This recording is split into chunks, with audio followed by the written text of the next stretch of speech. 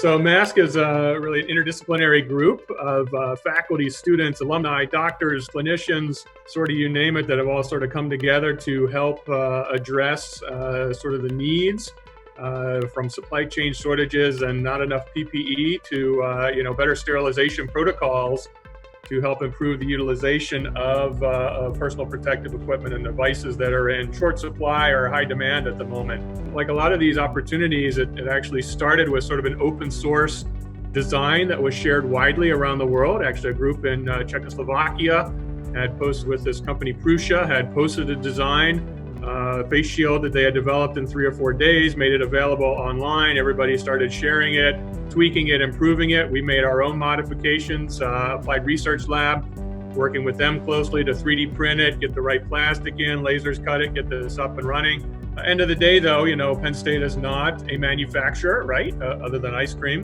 And we don't have product liability insurance except for ice cream. So we got to find company partners to work with. Early on with Hershey, the president of the medical center was trying out some of the masks with a local company, UPPI, right in the neighborhood, that's now making thousands of masks a day, and it has basically met their need. Here in State College, we've been working with medical companies as well, like Actuated Medical, that are GMP compliant. And really, collaboration has been critical to our success, both in the manufacturing space and the sterilization space, in particular, what Melissa and Mariah and their team have been doing in that regard.